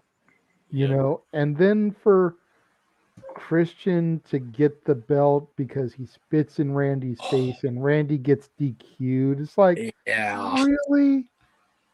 That's the best you can do for Christian. Yep. The man is a multi-time world champion in the other company. Yep. And this is how you're going to give him the belt? Come on, y'all. Like, JJ, at least put some respect onto the name of Christian Cage. JJ and I were sharing the couch that night watching Money in the Bank, and that night was bonkers for multiple reasons, that a lot of which, especially on the channels we're on side, I can't get into. But that I was seeing blood red when Christian spat Orton's face, because in my personal life, and my dad can back me up if he's still listening, I tolerate quite a bit when I'm beefing with somebody or I'm in a squabble with somebody. You spit at me, I will punch through your goddamn face, because that's just the most petty, the most chicken shit thing to do. And I get it. He was doing a chicken shit thing in the role of a heel, but like JJ said, put some stank on that man. Put some respect on him, and not have him win on a bullshit DQ TNA style finish. It was so ill-conceived. Like, who booked the match? Vince Russo? Right. Again. Yeah. God, poor Vince Russo. He's the one of the three people I talked about this week. I really don't like picking on all that much. That said, but like being spit on and a kick in the nuts are the two most chicken shit things that you can do in the middle of a fight with somebody. Yeah. If you're a legit fight, if you're biting, spitting, or nut shotting, you're just a big giant. It's terrible. But that said, it did lead to probably, I dare I'd say, the best match on SummerSlam that year. Because that match ruled. Like, they killed each other in that match. And again, you have to remember SummerSlam 2010. Don't remember a lot of that match on that show. 2011, I was there with Dylan and his mom, so I actually got to enjoy that as a family, which was a different dynamic for me. I actually enjoyed SummerSlam 2011 for the most part. There were good matches. That match was great, and I feel the unification match, or the undisputed, whatever you want to call it, match was good. The after match and the cash in just terrible. and I dare say that as much as they claimed it was his destino to be, I think 2011 Alberto championship matches just completely dogged him, even as champion, because he won the Rumble, lost to a guy that was going to retire. They just didn't know it at the time. Wins Money in the Bank, has the moment at the pay-per-view where Vince calls him out to cash in with the whole Punk's leaving thing, which honestly, they did the right thing that night. But having Alberto cash in and kind of be lumped into this whole power struggle with Punk and Hunter and Nash and whatever, and Cena, Alberto became the afterthought, and he was WWE champion until Survivor Series, to the point where Cena was trying to get him over in a promo just to make him a more credible champion. And again, much like Cena did with in 2013 with Alberto when he was world champion. Cena did his damnedest, because he saw that whatever personal shit was going to go on with Alberto later, that dude had the legacy, and that dude had the ability, and he could work. And working with guys like John Cena and, like we're talking about tonight, Randy Orton, and Dolph Ziggler later, God, that freaking pop in Jersey. But anyway, Randy Orton, again, you're weaving the guys in there. The match with Christian at 2011 was awesome. And, he was world champion, I believe, until he lost it to Mark Henry, if I'm not mistaken. Sounds right. Yeah, it was. And God, Mark Henry, people forget Mark Henry was the world heavyweight champion. Oh, yeah. I don't. That was long overdue. It was long overdue. But I honestly forgot, so I just said it right now. It's like, that's right, Mark Henry. And then again, Orton kind of, does what Orton does. Fade into the background a little bit. Got with the guys. Got with Sheamus. Got with Who did he fight at 28? Did he fight anybody in 28? It was him and Sheamus. No, Sheamus was with Bryan on his own. Sheamus with Bryan, yeah. God damn, that was horrible. I'm trying to remember. I'm pretty sure he was in a 6-man BS match, but I can't remember who he was with in 20. Then that would have been the 10-man. That had to have been that freaking manager. It was Kane and Orton. Ryder. Oh, that's right. It was Kane after coming back with that stupid silver mask thing, and then you know what? Let's skip over that feud. Never mind. let's skip over that feud. But again, the thing is, Orton very much became utility guy for well over a year. Yeah, and then Money in the Bank, 2013. Yep, 2013. He won Money in the Bank, and then he beat Bryan. Had a very underrated title run. I think. Again, JJ, you were there for 13 or not? No. We always go back and forth. Okay, so that was when I officially returned to NoDQ after being gone for 2 years, and I'm down the street for the after party watching the show on the stream and just being overjoyed. And yeah, Daniel Bryan's our guy, he's the champion. And then, man, Randy Orton and Triple H back to, and the gut reaction is, are we really going to rewrite history right now in this moment after less than 4 years of them literally invading each other's homes, killing each other's families damn near, but now the machine's behind Orton? And again, what was great is they did that, but they still wove that back thought into the mind, because when Hunter, when he walked out the next night for the big moment, he shook Hunter's hand. It was kind of like, and then he hugged Stephanie. It was like, oh wow, they're going with this. Okay, because it was what Hunter said. It was about what was best for business. And like you said earlier, your prototypical sports entertainer / professional wrestler is Randy Orton. You want that guy as your world's champion. And the graphic last night, he was the first ever WWE World Heavyweight Champion, because he unified WWE's big gold with the WWE Championship. So, I mean, there was no other choice in the authorities' mind. And when you look back at it, it's like, yeah, Cena could have been that guy. Yeah, Bryan, they tried to make Bryan that guy after WrestleMania in 2014. But man, Randy Orton was such the perfect guy to be the corporate champion in the vein of The Rock. Yeah, as the corporate champion, he was man, honestly, such an underrated title run. After so long, James, and I'll ask JJ too, obviously. After so long of being the corporate pariah and the fan pariah for all the backstage shenanigans that the internet let get out way too easily, here he is. The machines literally got him on this pedestal. He's standing there at the end of the end of 2013 with the McMahon authority figures pointing to him, going, "Yep, this is our guy." Yeah, just a cool moment. And as a Randy Orton fan, JJ, I'm sure you were freaking over like Rover for that one. Oh yeah.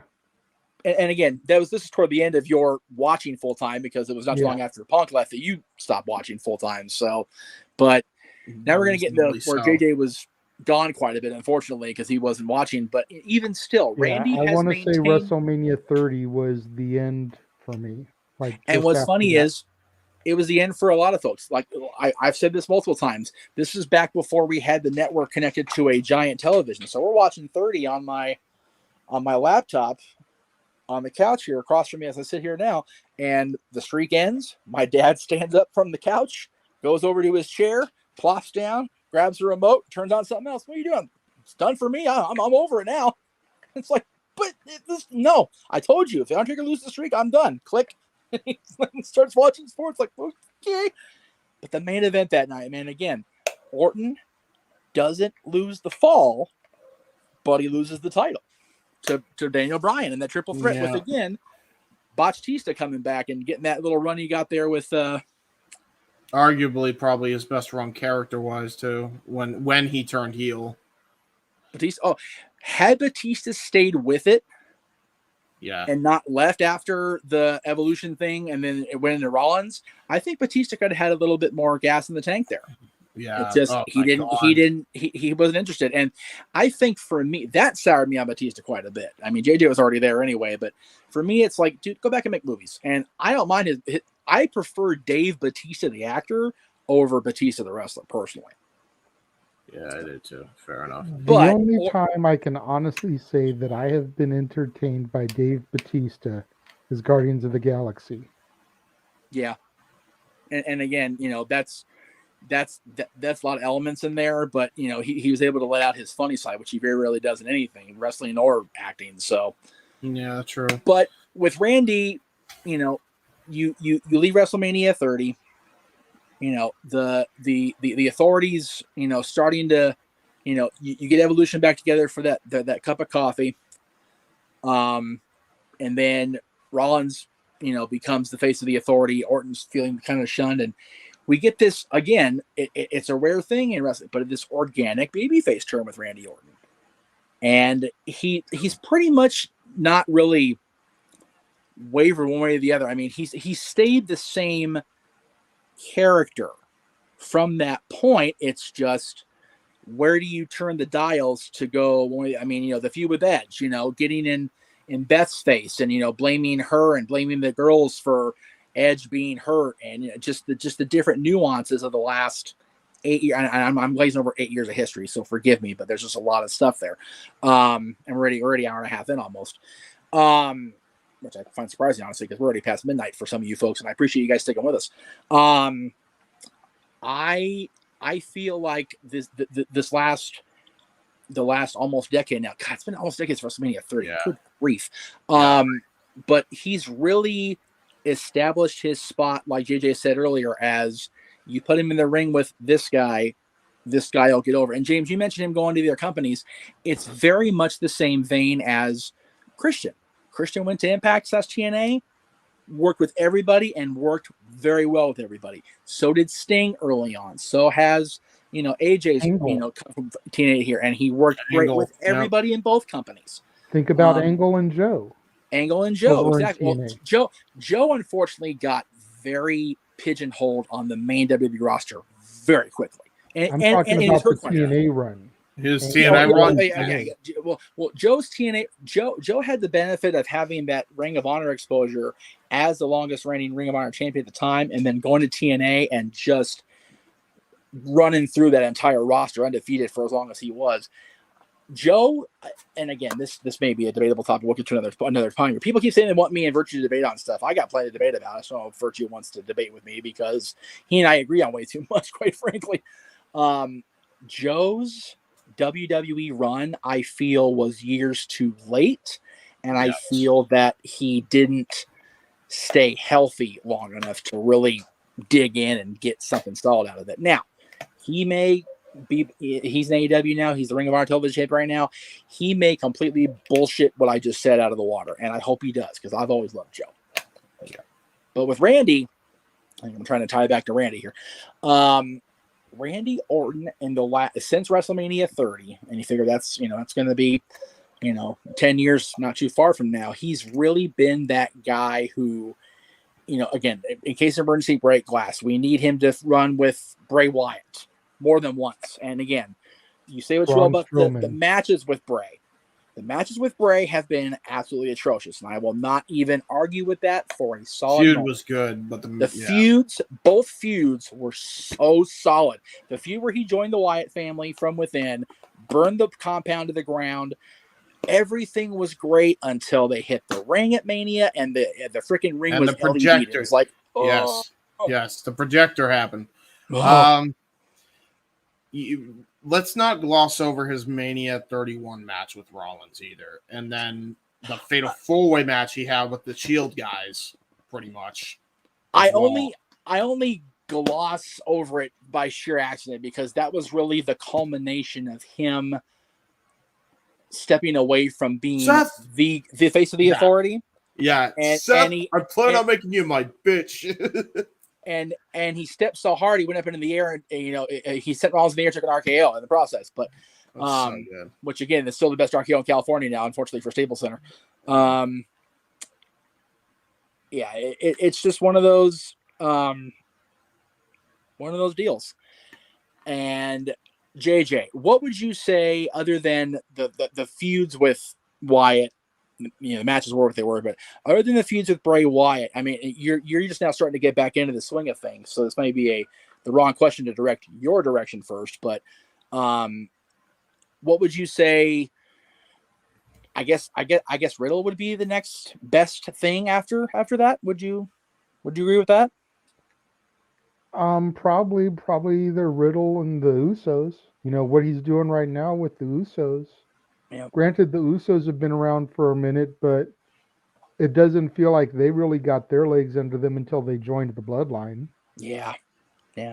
Which is sad to think, you know, how many times they've been champions, how long they've been in the company, and they just got their legs under them. Well, yeah. And again, this is going to go off another detour here, but I'll just really quickly, you know, how long did it take the company to actually pull the trigger on Roman?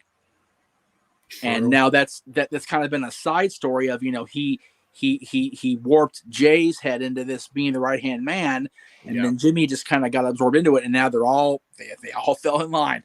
And it's been fun to watch. And what I find interesting about what Randy's doing now is he has said words in the last month that he has never said about any partner, about any feud, about anything on television.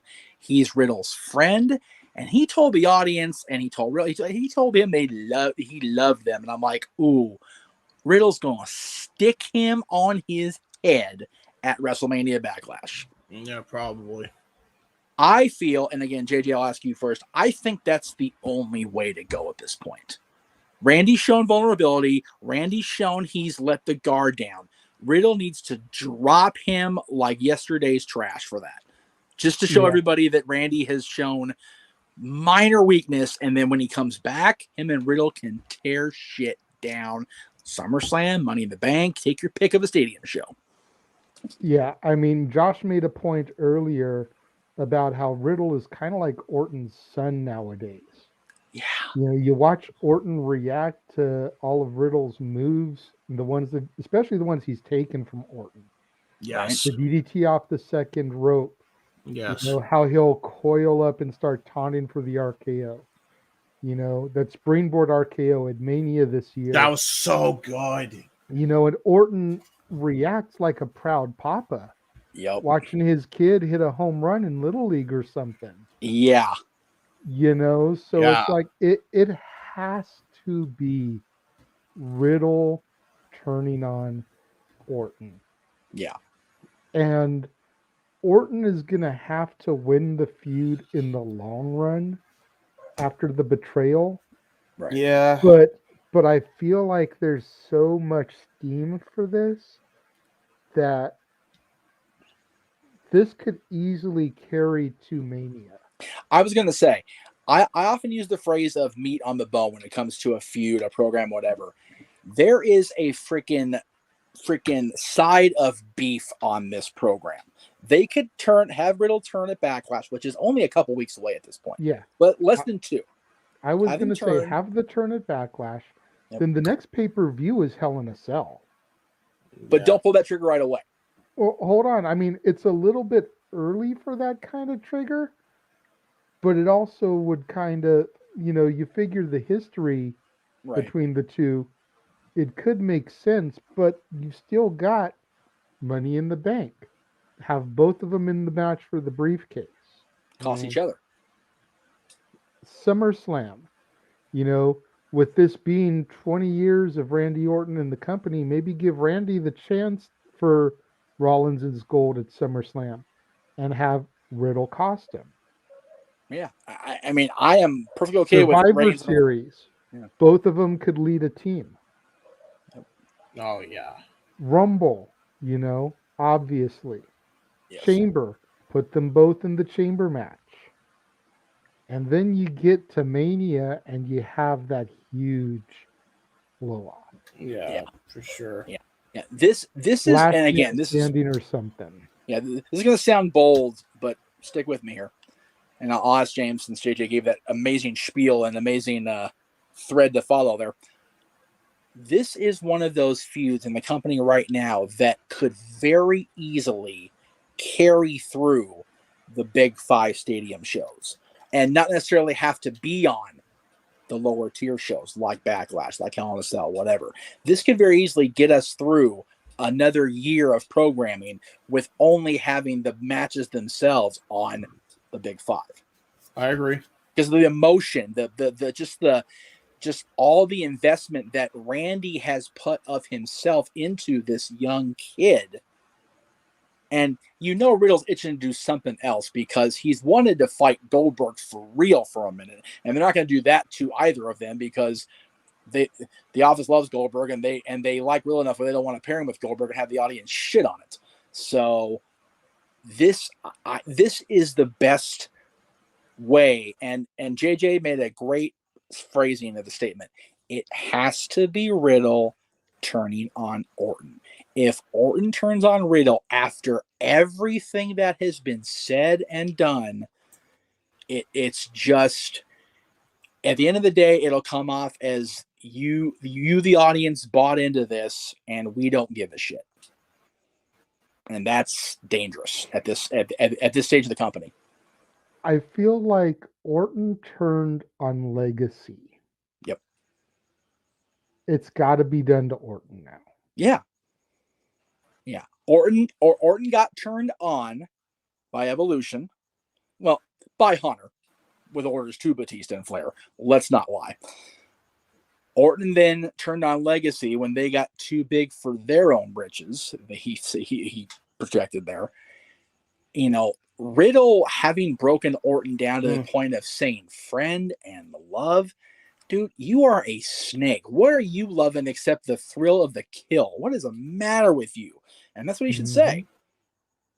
It's like you were the apex predator. Now you're just my bitch. It would just be so perfect. Mm-hmm. And I think this is one of those. This is a little inside baseball, JJ, but this is one of those feuds, like with Foley, that could really turn a corner for the fan that has still not bought into the Randy Orton legacy over the last 20 years. And then you even can have the potential for some tag matches. Maybe do Orton and Cody against Riddle and question mark. Yeah, there you go. I mean, we saw those pictures circulate from last night of Orton and Cody hugging and embracing. Yep. After the 20-year celebration, it's like, that's legacy right there. Yeah, for sure. The fact that they've got Cody available to them now is really going to be something this next year or so. For the right, I also want to point out, like, we're talking so much all of a sudden about like what the future could hold for Randy Orton. There's his legacy. He's building the future. He's been building the future for a few years now. Like, I still remember one of a very underrated match that he had with Bobby Roode for the United States title.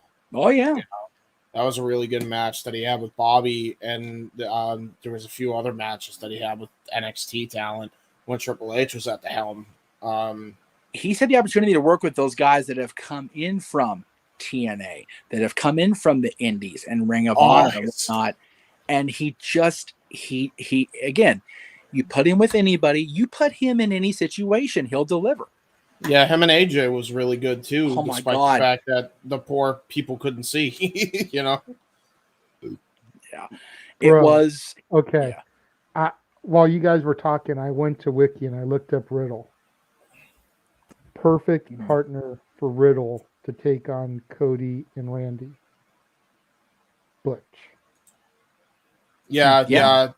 Turn him back to Pete Dunne, please. Bring back the Broserwicz. That was such an underrated. It was such an underrated team. Champions, dude. It lasted for like a cup of coffee. They're doing this thing right now where Butch loses and then disappears on Sheamus and Ridge. Yes, dude, please, because how you been? I want to do Pete Dunne and Riddle again because the Broserwicz was so short lived, and I loved their tag match with Red Dragon. You can even leave him as Butch and not have to revert him back to Pete Dunne. I know you're clamoring for it. Unfortunately, I didn't see him wrestle as much as Pete Dunne to where it really has that effect on me. But like the the chemistry is there. Yep. They're both on the same show. Like, it would be perfect. You have Randy and Cody versus Butch and Riddle. Again, it does write itself. It's just a matter of the WWE writers picking up the pencil from us that we just laid down for them. That's another thing, though. Like, you also got to consider the fact that that's going to take Cody out of the main event. Do you want to do that? But you really don't want to pull the trigger on the main event for Cody until Mania, at least a year away. True. Yeah. Although people are starting to get impatient, and I'm like, well, but that's the thing. The fans, and again, this is really going to sound shitty coming from me. The fans should not be dictating every nuance of the booking. No. We want what we want. Cool. Mm-hmm. You know what? Sometimes it's better to not get what you want right away. We a bunch of spoiled brats. How much more gratifying was Bryan's win at 30 after the slow build, the yes movement, the whole 9. Modern day wrestling fans have short-term attention spans. They need things hot-shotted. Something happens today, they want to see the blow off next week. No, tell a story. Yeah. Bring in outside characters to add layers to things. Like we said, so he turns at Backlash. Okay? You talked about not having him on the B pay-per-views, but just the big 5 stadiums. So you have him in Money in the Bank. You have him fight at SummerSlam. You have them lead Survivor Series teams. You have them in the Rumble together, maybe even at the Chamber. Then you get to that big blow-off match at Mania. For those B pay-per-views, you could have the Orton Cody versus Butch and Riddles, or you've got those for Raws throughout. Yeah. While you're building the story for Cody and having Cody go through champions of past. Getting to the Rumble where he wins the Rumble or the Money in the Bank briefcase to get that payoff at Mania. You just add all these layers like an onion and you slowly peel away so that once you've peeled that whole onion, you get that teary moment of the gratification. Yeah. I think the reason why people are just in fairness, just to kind of defend it a little bit, not that they should be doing that now, but I get why fans or old fans, specifically the WWE, are so impatient with the E. Everything that happened in 2014 onward, I mean, they were done. I mean, I think you could attribute that to the way they treated Punk, to the way they treated Bryan, to the way they treated a lot of people, to the point where they even found out that Bryan wasn't even going to be the one to win at 30. It was going to be Batista. Right. You want to talk about seeing the same nuance over and over again, like and being sick of Batista. I mean, they were going to go with Batista instead of Bryan, and I think that's ultimately what chased a lot of people off, and it's to the point now where we're in the hole that we're in as a whole. I think the network era has definitely been not company killing, but definitely detrimental to the hardcore fans. Now, I was going to ask you guys this before. For the whole industry, really. Well, to the pay-per-view industry, yes, but the in-ring work has not suffered across the board for my money. So. No, not at all. But that's the thing. And I say this too because if we're talking about how they're going to put over Riddle huge, but like I mean this. If Cody did not, along with the Bucks and Kenny, start AEW, and Cody then eventually went back to the WWE because AEW was actually providing some legit competition. Right. None of this would be happening. Like, seriously, we would not be talking about Matt Riddle, going up against Randy Orton in a feud right now. Like, that's just not going to happen. Right, it's very likely. But let me, as far as the hot shot booking, JJ made a great point. Let me ask both of you, since there's someone sitting here. Everybody, chat room too, please. When we were fans coming into our own as fans during the Attitude Era, I'll even say, what was the best feud from each of the three companies? Raven and Dreamer, which lasted almost two years, almost 3 years. Austin Hogan and McMahon, which really had the blow off Yep. in early '99, but it still carried through to the summer. And Hogan Sting, which was 16 months. Yeah. And there was a pay-per-view every month in the big two companies. And they still made it work. ECW had a little bit of better advantage because they weren't seen by everybody when Raven and Tommy were feuding. I will grant that. But Austin McMahon was on every Monday and every pay-per-view in one form or another. And WCW versus NWO was so saturated that the NWO had their own pay-per-view. And by the time the Sting-Hogan feud ended and they went to the next pay-per-view, all the pay-per-views were WCW/NWO. So, yes, oversaturation of the product on both sides, without a doubt. But I defy, yes, botched finish in WCW's version, no doubt about it. But I defy anybody out there to sit there and not tell me that during both of those blow-off matches, you weren't sitting there like a freaking druggie tapping on your wrist, because here it is. We finally got the moment. They can do this with Randy and Riddle if they choose to. They really can. The problem, though, Jeff, is that was 25 years ago. I know. I understand that. I get that. How old are you, James? I'm 26 now. Okay, so yeah, Well, he was. And there's my point. There's a whole generation or two of wrestling fan that has grown up since then. I'm not saying that James couldn't handle that type of long-term booking, because I know he could. But the modern fan, the people that were raised on the PG era, the authority era, not just that. I think that the Nexus is a top 5 of all time stable. Those fans can't sit through long-term booking like that. Well, here's another. Yeah, I was gonna actually bring this up though. Like, that's the problem though, and exactly. That's why we're in the hole that we're in. This is why This is why for years everybody thinks like, oh, you just hate on the E to hate on the E, but this is why they're the blame. They're to blame for where we are in the industry across the board in every company. You know how hard it is for AEW to get fans nowadays? Dude, you put AEW during the Monday Night Wars, I guarantee you they at least do 2 million, 3 million a week. A week. Well, they can't even sniff their jockstrap now because of where we're at as an industry. The thing, I hesitate only to compare now to then, and JJ makes a great point. It's very much the same thing we say about our parents versus us. And James, you're way younger than both of us, unfortunately.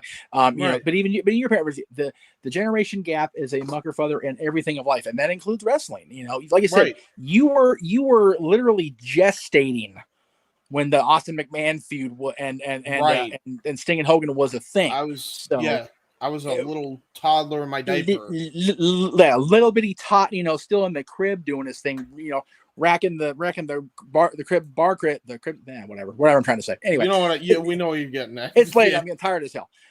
But I still have faith. And again, this is me being the eternal optimist when it comes to the thing I love second most besides my son. I have faith in the wrestling audience. And I feel like if they're invested in the Orton Riddle thing, as they seem to be every time I bring it up, and it took him forever. But the fact of the matter, I was telling Dad this during Raw last night. Okay, I'm over it. I like the Riddle kid. I'm good with it. Let's see where this goes. They've got me invested in a guy that I have not only shit on, I've taken him in the middle of a grocery store aisle, bent over and dropped trout and dropped dookies on him in public. I've just liked this guy so much on TV. And I'm like, you know what? Let's see where this goes. I'm cool with it. But knowing in the back of my head that, James, you could be right. This could just be one big giant crap that they take on all of us here in a couple weeks. But I have faith that they won't, and I have slightly less faith, but still have faith that they can, if they so choose, pull a long-term story out of this. This is the only reason I don't is because I've been disappointed before. The only reason I even have faith that Cody is even getting the strap at some point is because he's saying the words belt and wrestler, which means that some bitch has full creative control of what he does. Right. Like, and that's with Cody. Nobody else does. That's the problem. Not even Orton. I mean, how much crap have they booked him over the years? Oh, I trust me, a lot. So it's like, you got to put that in perspective. That's where we're at right now. It's right. Yes. And granted, this is why I don't understand the hate for all what AEW gets, because they've done multiple really good long-term stories. Yep. Like very many good long-term stories. They're doing one right now with MJF and Punk. Yes. It's not over. Don't you dare think it's over. It's not even close. No. So, they're telling that story, and they've told the story with Kenny and Hangman, and just the whole rise of Hangman, the rise and fall and rise again of Hangman Page was an awesome story. And then there's probably 7 others that I'm probably forgetting off the top of my head that AEW has done. Right. But the bottom line is they do it. And the fans nowadays, to your point, JJ and Jeff, are not used to this. They're not. They've been so conditioned to short term, get it out there, short term, like it's TEW or some crap. Like, just book it, Because and the WWE isn't playing to their children audience. Right. Yeah. Which is half the problem. I don't think we should be doing short-term memory teaching. I think we should be doing a lot more long memory teaching. Have you seen Twitter? Well, I've seen Jeff rant about Twitter. Yeah. All of Twitter, us have. Twitter's very much in the news today, but that's a whole other topic for another time. What Twitter's in the news today? What happened? I'm on Twitter. What are they doing? What the Twitter doing? Do you really not know? No, I don't. Why? Elon What's Musk going on? officially bought Twitter today. Oh, thank God. Please save this, whatever you can, of this platform. It's so bad. Please. Save the Twitter. Please, Elon. Save us. Save us all. Yeah, we'll see how it goes. But anyway, we went off so far into the weeds. We're in another force at this point. But Randy Orton, again, we talk about long-term booking, long-term story. It's like, to think of somebody that's still one of the best in the era we're in right now. Yes. Was a byproduct of the end of the Attitude Era. And he's been going consistently for 20 years. That makes my wrestling fan, my sports entertainment fan heart warm, because it's like, this guy should not have made it. He was a aloof, freaking deserted the military, got dishonorable discharge, had no reason to succeed at all, got the business handed to him, so they said, by his father and the legacy that his dad had built. And instead, he's in the conversation forevermore as one of the best ever. And I think that's one of those stories that makes for a hell of a documentary and a hell of a movie. And it's great. Yeah, he's really good. Before we go home here, because we've been talking about this for 2 hours, and I know it's late for you, James. Jeff, you already mentioned you're tired. So before we start to wrap up, do the plugs, go home. I have 2 questions, same line of questions. Jeff, it's your favorite topic. It's fantasy booking. Oh, jeez. Okay. Aside from Riddle, who we all know is the short game, that's gonna be happening soon. Right. Who from the past that Randy never got to fight would you have liked to have seen him face, and who would you like to see him fight and feud with in the future, not counting Riddle? James, you first. I mean, this is an easy one because they've never had a straight up one-on-one match, high profile. It's got to be him and Cody when Cody gets the strap. It's got to be. I mean, that feud writes itself. Cody versus Orton. I mean, the matches you can get out of that are tremendous in and of itself. So that's the number one pick I got. If we're drafting people to fight Orton, that's number one on the list. Cody and him. Okay, and what about from the past? From the past? Well, I mean, him and Cody did feud in the past, but I guess yeah. Well, right, but yeah, basically talking about people that are retired. Yeah, people from before Orton's time. There you go. Him and The Rock in a one-on-one encounter, I feel like is a must-have. Okay. I don't know how you do it. I don't like because I'm sure his last match is probably going to be with Roman, but if you can get one more match with him and Orton before then, like maybe even in the number one contendership deal at the Royal Rumble, do it. Well, no. What JJ's saying is, if Orton could fight anybody, like Rock in Prime versus Orton in Prime. Yeah. So the Rock's a great answer anyway. Well, okay. I'm gonna unfortunately take the easy way out and say Cody as far as the future, because that it does when Cody becomes champion. That's I got my father's legacy. And Orton's like, legacy, huh? Interesting to use that word. So boom, writes itself, like you said, James. For the past though, it's been talked about many times. Stone Cold Steve Austin. Yeah. The Battle of the Snakes. I mean, you have the two most vicious apex predators. I mean, because Austin was a predator when he was on his big run. So he was that snake in the grass that struck when you least expected it, man, with that stunner, and same with the RKO now. So Austin's at the top of that list for me. Honestly, the way the feud did come off and the way it was finished, I don't feel it was a proper, decent run. I'd like to see Randy Orton based on generational moments in a feud with prime condition Hulk Hogan also, and have it actually be a decent matchup and not that whatever that was at SummerSlam 06. Was let's never talk about that again. But speaking of things that make me mad or make us mad, am I the only one that's so pissed off that they had DDP and Randy Orton in the same damn ring and they never did a RKO spot in the Rumble once? Yeah, that kind of bugged me. I'm not gonna lie. Yeah, I'm like, what do you do? It's right there. Yeah, you could have a great Rumble moment there. Have them freaking Diamond Cutter and RKO people out of the air in power bombs, dude. Just have an RKO off. No, I think if you get a battle with the variants on the Ace Crusher, you got to have those two at the top because the stunner is great. We love the stunner and Ace. Well, John Ace is an ace hole. But you've got Orton and DDP are the two best cutters without question.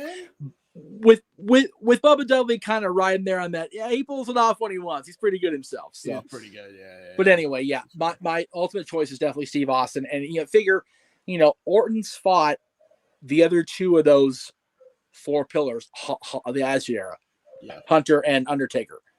Never got a good run with Rock or Austin, so those are great choices for me personally. Yeah, true. Okay, fair.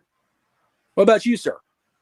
Well, I don't feel like Cody needs a rub from Orton. No. While I do see it as an inevitable feud, especially, if Randy sticks around for a couple more years. But I don't think that Cody really needs that rub. For the future, I'd like to see him either work a long-term program with Chad Gable or Gunther Walter.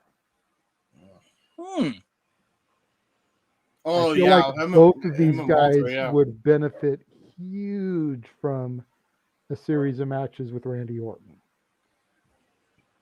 And Gable, with Alpha Academy, you kind of got it a little bit with RK Bro, but I'm talking like a full-on feud with those two. I dig it. For the past, we mentioned him earlier when we talked about Orton and Evolution. I would love to have seen Orton and Tully. Oh, God, yes. Yeah. But it has to be Randy in the asshole mode. Just the fans are going, who do we cheer for? What do we do? Intercontinental versus TV title. Let's be honest. Yes. Yeah. Yeah. Hey, Tully in full TV/US heavyweight champion mode against Intercontinental champion Orton. God, yes, please. Yeah. WWE 2K, book that now. I'll have James and Noah call it. God damn it. I have honorable mention.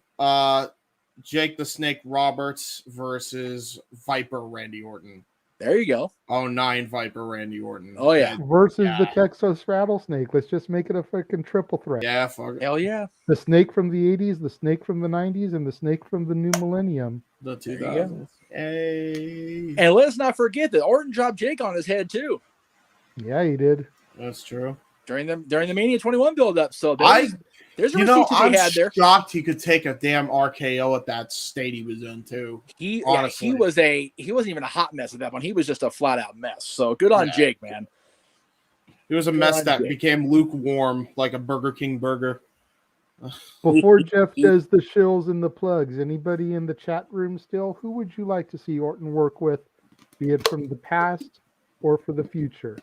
Leave your comments while Jeff gets those shameless plugs in. Jeff, take it away. As I do, yes. So this one's still up in the air because of Greg's current situation medically. But if he's ready to go, the Greg Cherry Show, of course, every Wednesday. If he's not available tomorrow, we'll get our shit in one or the other on the Jeff Meacham Network. You know how we do around here. So Thursday is if you're watching the NoDQ stream, it's a busy day for us in the galaxy because it's 7:00 Eastern over on the Jeff Meacham Network. We've got the return of Boy Rants, and hopefully his not 5 moonshine shots deep at that point. If he is, it might make for an even more fun show. We'll see how Mikey does. Of course, 8:00 is a NoDQ review, and Aaron and Virtue are going to have a lot to talk about. There's a lot of shit going on in the world right now, in wrestling and otherwise, so it's going to be an interesting Thursday night over on NoDQ. Friday, of course, the dads, always on wrestling. We are back with our top 10 backlash matches. It's basically the Randy Orton show, apparently. So we're going to go ahead and talk about Randy again on Friday, which is fine. That's all complete good. With an all-new opening video. Yes, JJ created an awesome opening video for us, and I can't emphasize enough how good it is. Yes. And it's so good that I had the old music for the closing like I always did. And I'm like, this doesn't work anymore. So I ended up just overlaying the closing graphics over us talking at the end just because it didn't seem to fit anymore. I'm like, okay, we'll just see how it goes. But if I'm telling you, this is part of that Triumph in April we tape that we just clicked and it worked. Yeah. The show flowed well. The fact that the show's under an hour 20 with editing that I did, I was like, we did every show this month in under an hour and a half. Let's talk about that for a minute. Yeah, right. And this was filmed like 3 months ago. Yeah. Like we've been sitting on this for a minute. Yeah. So, and the reason we say that it's a big, because this is the last show, at least for now, it's going to be not only on Friday, but already canned. When we go on the air, May 9th for Dads, Not Always on Wrestling, with Dwayne Johnson's greatest movies, it'll be at 4 p.m. Eastern, 1 Pacific, preceding the Renegades reviews, and we will be live for Dads for the first time, and I think ever for Dads, just straight up Dads. 4 Eastern, 1 Pacific, or 4 Pacific, 7 Eastern? What? No, because you're on at 6 o'clock, aren't you? Yeah. Yeah. So if you're on at 6, and we're going to talk about The Rock, we're going to go at least 2 hours anyway. I don't want to be on. The whole thing with Monday is I don't want to bleed into Raw. Oh, okay. So yeah, we're on early. So. I just wanted to make sure you said it right, because usually we're. I did. Okay. Well, because think about it this way: if you're on at 6 Eastern, at best you usually go a half hour with your reviews. I'm assuming you've already got that one canned, so you're under a half hour. So we could start it at 6:30 and be done by 8, in theory. Yeah, in theory. Which I'm fine with. If you want, we can always try that. You know what? We're live, we're off the cuff. We'll try. We'll try that. 6:30 Eastern. There you go. Just before we'll go right into Monday Night Raw. It'll be Renegades reviews. It'll be Dads. It'll be Monday Night Raw, and then NoDQ. It's going to be a freaking gigantic block of wrestling on that Monday, and that's May 9th, by the way. May 2nd, of course, is The Rock's birthday, as he told Mick Foley very famously. And then we get into May period around here, and there it is. There's May. It's going to be May, and I'm going to be busy. I've got 2 Thursdays off and 1 Friday as of now. So, and honestly, last Friday probably another open mic night anyway. So it really doesn't matter. So I'm looking forward to it. Yes, Impact's on there for the 7th, but that is contingent on Super Chats this week. And right now,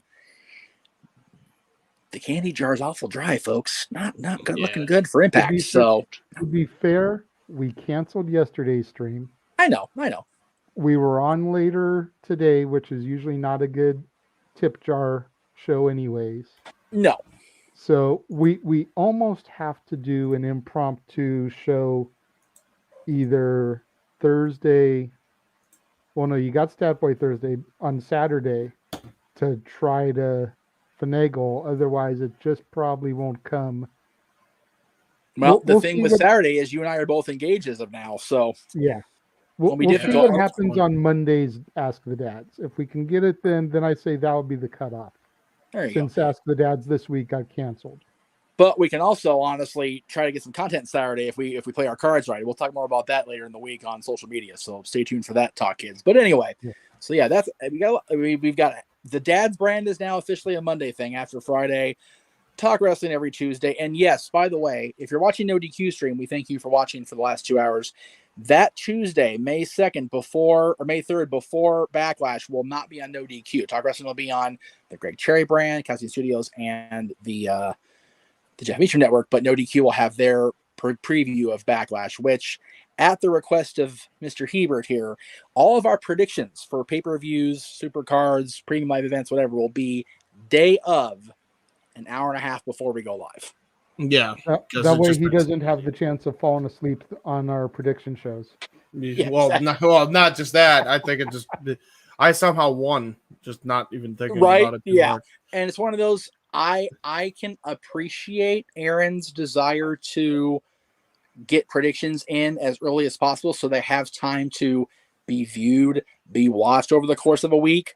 But with WWE's consistent penchant, if you will, for booking shit last minute, this is the way to go from now on. So this is what we're doing. Sure, absolutely. And that's across the industry. AEW does that shit too. So does the NWA. So does Impact. So we're doing it this way from now on, and I'm okay with it because that just means we're on the air longer and I'm more engaged and have more to do on a Sunday or Saturday, which I never have a problem with. So there we go. James, you mentioned your endeavors over the weekend as far as your CAW leagues and everything, but go ahead and fill the role in one more. I was actually gonna say I don't know if there's a way I could I sent you my picture. If you could I don't know if there's a way you could put it on the actual thing. I sent it to you on Messenger, but you sent it on Messenger? Okay, yeah, the official poster. Yeah, give me 1 second, I'll find it. Cool. But yeah, I like this poster. It basically encapsulates the whole show in a nutshell, basically. So for those who are wondering where this is going, if you're a Weymouth Youth Wrestling fan or a WYW fan and you wondered why the intro got changed from being in 2022 or 2023 to having absolutely no date, 2 reasons. 1, the pandemic was a son of a bitch and completely halted our progress. Number 2, I just don't want to put that stress on putting a damn deadline on our show. And I was going to make a formal announcement on the channel. Probably still will, but for now, I'll just do it here. So, WYW is still on. We've gotten a lot of progress. We're 7 months into recording. But if you have never heard of this show before, it's a CAW show. And it's actually, funny enough, since I'm on NoDQ, inspired by NoDQ CAW. We wanted to do a CAW league ever since we were kids watching the show. I don't even know how old I was. I was in probably like 7th or 8th grade when I discovered NoDQ CAW. So definitely give us a shout. Back in my younger days before I became an old fogey doing this shit with y'all now. Don't mind me. Exactly. Dude, I feel old just knowing that. Jesus. So yeah, that's basically what the show is. It's a CAW show, has a bunch of original characters in there.